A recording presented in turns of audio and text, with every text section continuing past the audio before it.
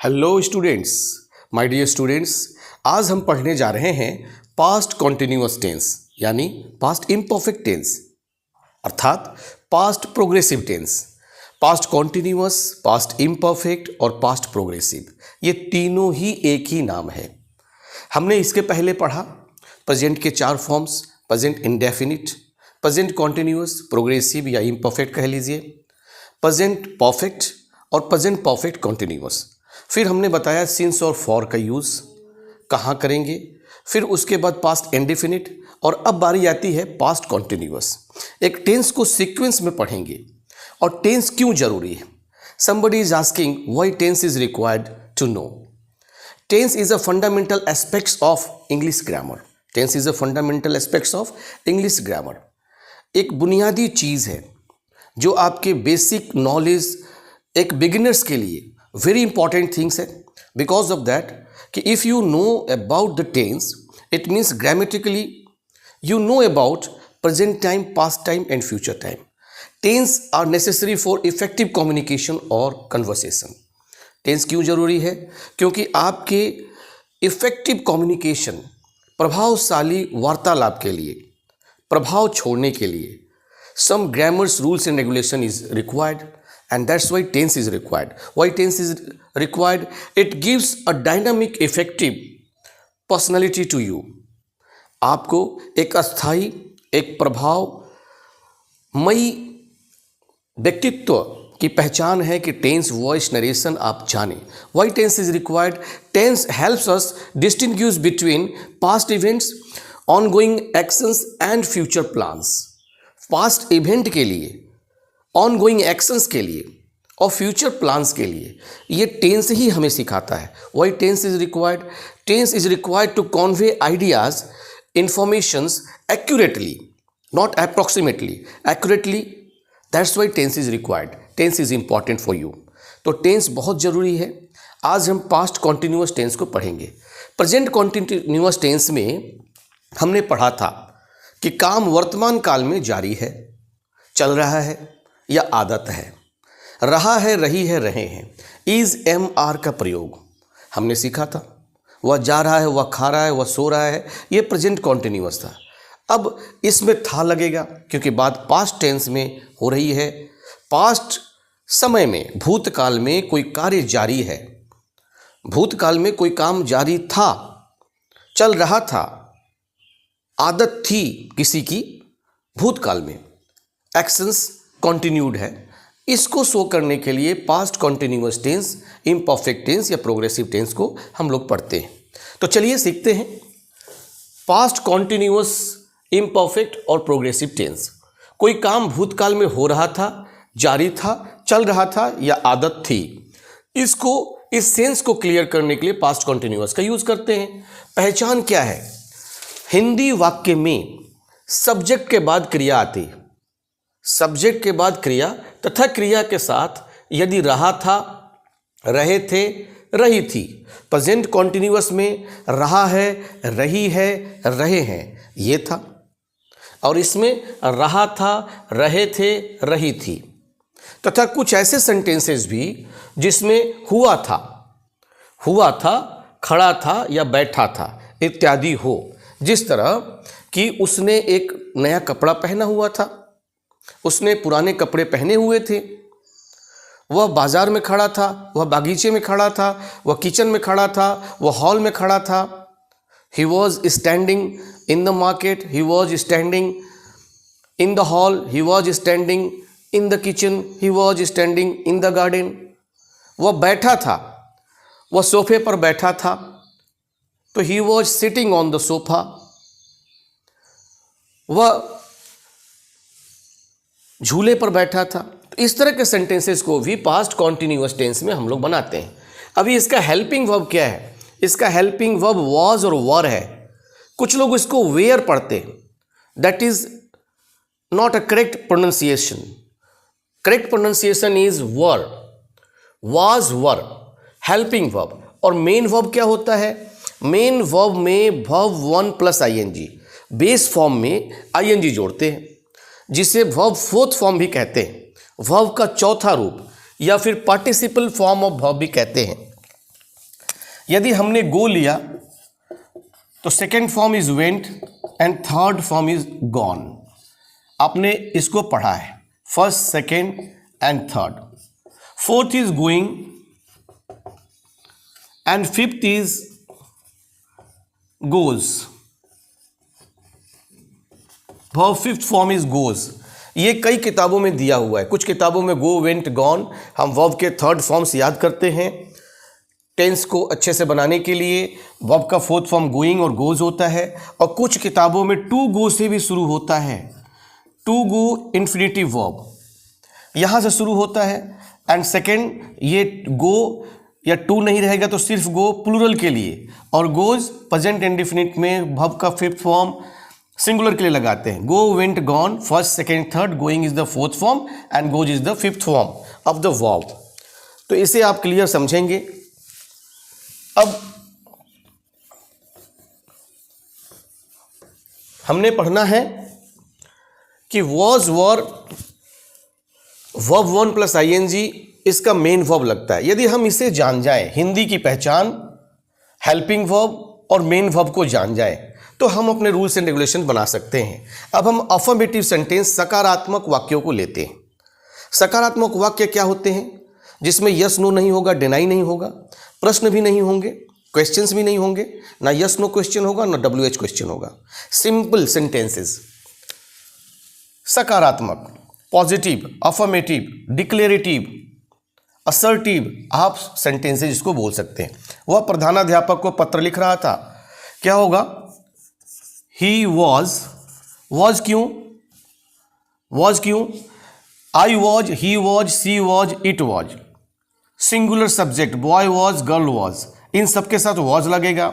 और plural subject, you were, we were, they were.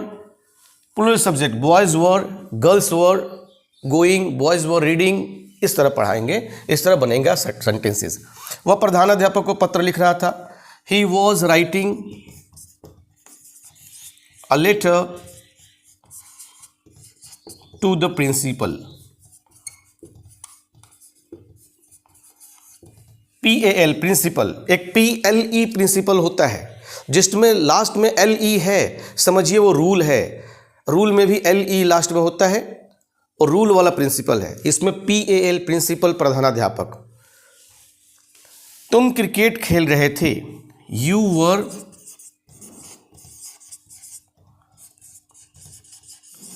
Playing, verb one plus ING हो गया, you were playing cricket.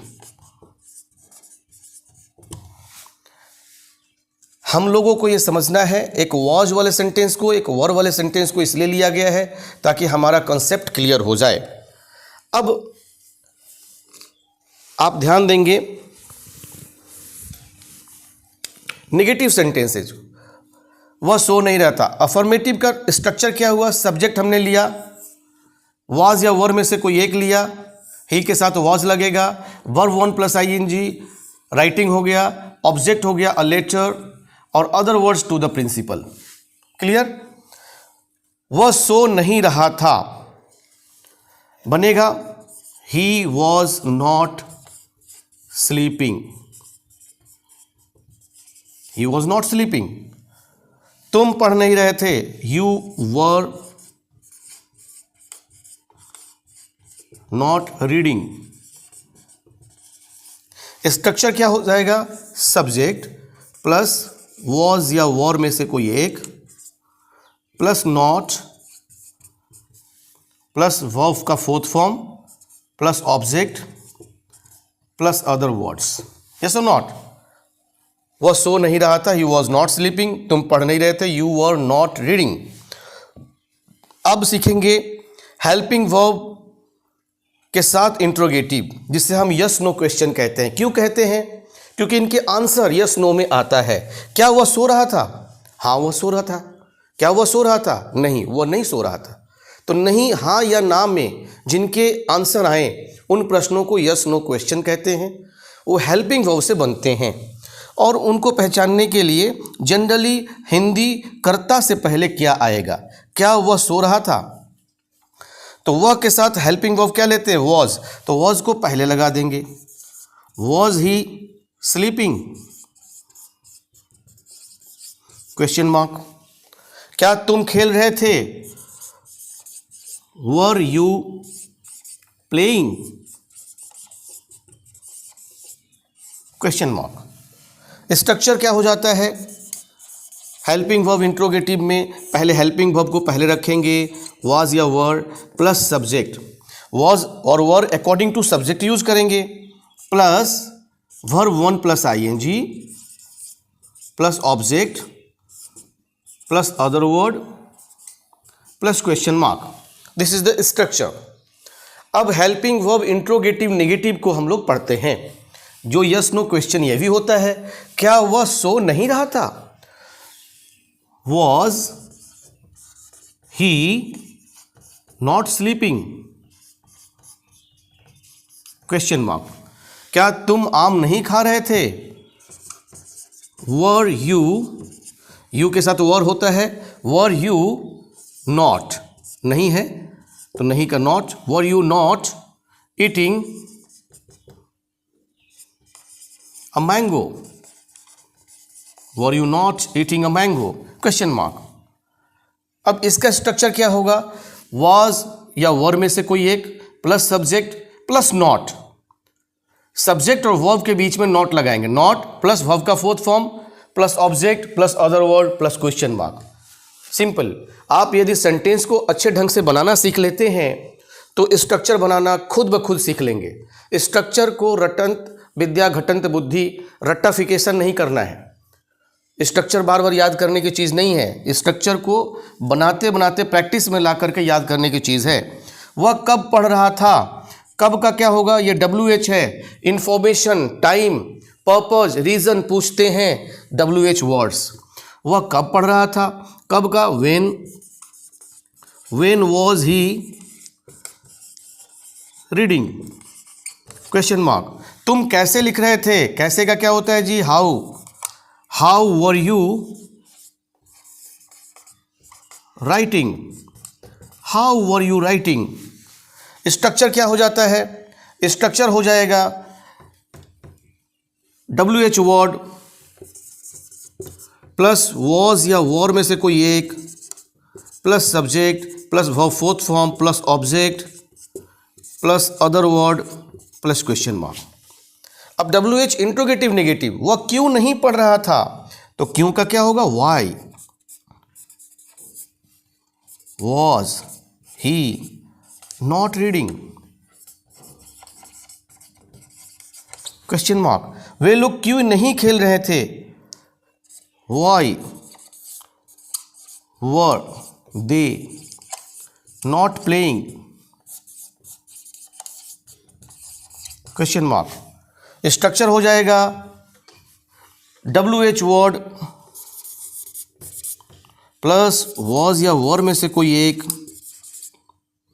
Plus subject plus not. क्यों? क्योंकि WH interrogative negative है, plus verb fourth form plus object plus other word plus question mark. Simple. अब इसके बाद हम सीखेंगे adverb of frequency, adverb of time के साथ, तथा कुछ advance uses of past continuous also. इसे आप नोट डाउन करें।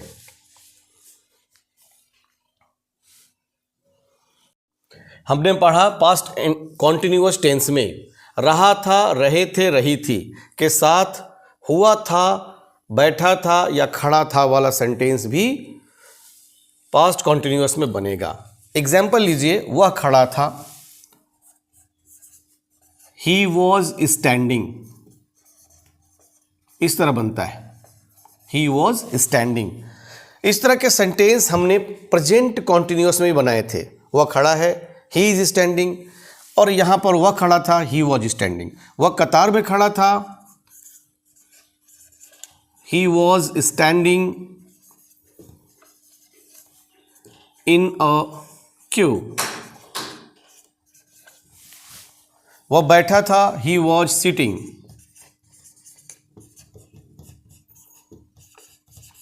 SITTING sitting. वह बगीचे में बैठी थी मतलब गर्ल चाइल्ड की बात हो रहा है। वह बगीचे में बैठी थी, she was sitting in the garden. उसने नया ड्रेस पहना हुआ था वाला सेंटेंस भी पास्ट कॉन्टिन्यूअस में बनेगा।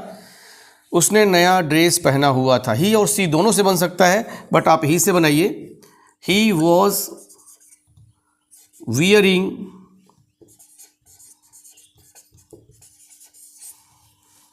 न्यू क्लॉथ्स या न्यू ड्रेस। अब हम पढ़ेंगे कि पास्ट कॉन्टिन्यूअस में मैंने बताया था adverb of frequency. Adverb of frequency क्या है?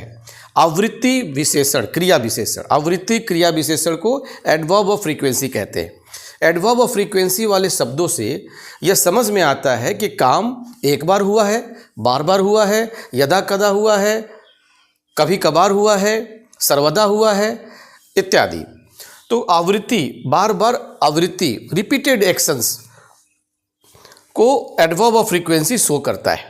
जैसे यूजुअली, फ्रीक्वेंटली, ऑलवेज, समटाइम्स, ऑफेनली। इस तरह के एडवर्ब ऑफ फ्रीक्वेंसी वाले सेंटेंस पास्ट में एक्शन को शो करने के लिए पास्ट कॉन्टिन्यूअस टेंस में यूज होते हैं। जैसे I was usually watching television on Sunday. मैं संडे को प्रायः, I was usually watching television, मैं प्रायः संडे को टेलीविज़न देख रहा था। Adverb of time, adverb of time जो past showing adverb of time है, उनका भी यूज़ पास्ट कॉन्टिन्यूअस में होता है। Yesterday, last night, while, all day.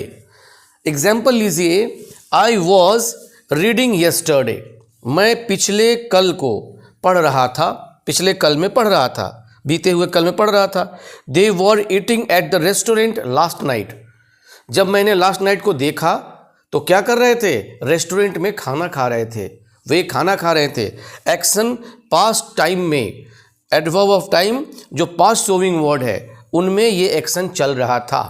तो इस तरह के सेंटेंस यूज होते हैं। Some advance uses of past continuous tense. कहाँ कहाँ हम एडवांस यूज करते हैं? जब दो एक्शंस पास्ट में एक साथ घटित हो रहे थे, इनको हम लोग पैरेलल एक्शन कहते हैं। समानांतर जब क्रियाएं हो रही हों, parallel action. While I was reading, जब मैं पढ़ रहा था, माई सिस्टर वॉज स्टडिंग, तो मेरी बहन भी पढ़ रही थी। जब मैं खा रहा था तो भैया भी खा रहे थे।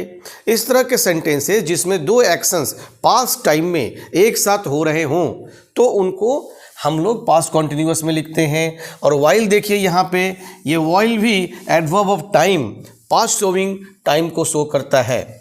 मूड, डिस्क्राइब करने के लिए, डिस्क्राइबिंग मूड और एटमॉस्फियर। पास्ट इवेंट, पास्ट में कोई क्रिया घटित हुई है, इंसिडेंट घटित हुआ है और एटमॉस्फियर और मूड से रिलेटेड, तो उस तरह के सेंटेंस को भी पास्ट में लिखते हैं, पास्ट कॉन्टिन्यूअस में। द रेन वॉज फॉलिंग, बरसात हो रही थी। The street lights were glowing, और रास्ते के, सड़क के स्ट्रीट लाइट्स क्या कर रहे थे? ग्लो कर रहे थे, वो भी जल रहे थे।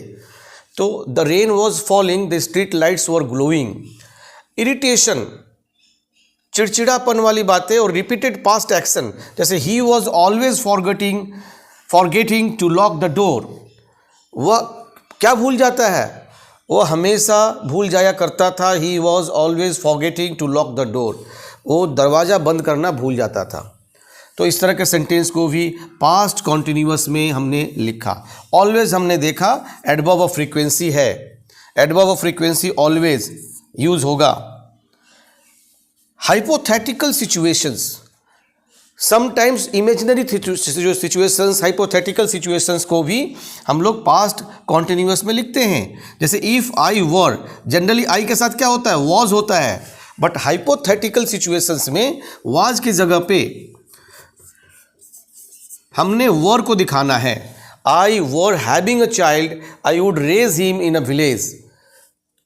यदि मेरे पास एक बच्चा होता, मैं पाया होता, तो उसे गांव में ले जाता। इस तरह के sentences, conditional sentences, hypothetical situation show करने वाले सेंटेंसेस को पास्ट कॉन्टिन्यूअस में शो करते हैं। तो हमने आज क्या क्या सीखा? आज के सेशन में हमने सीखा पास्ट कॉन्टिन्यूअस को। स्पेशल केस, बैठा हुआ था, खड़ा था, इत्यादि को हुआ था, इस तरह के सेंटेंसेस को। एडवर्ब ऑफ फ्रीक्वेंसी वाले सेंटेंस, एडवर्ब ऑफ टाइम वाले सेंटेंस पास्ट में, और some advance usages of past continuous में advance usages past continuous tense का। बच्चों, यदि वीडियो अच्छी लगी हो तो अपने मित्रों तक व्हाट्सएप और फेसबुक के जरिए शेयर करिए, लाइक और कमेंट करिए, तथा चैनल में यदि नए हैं तो जाते जाते सब्सक्राइब करिए। Thank you, bye bye.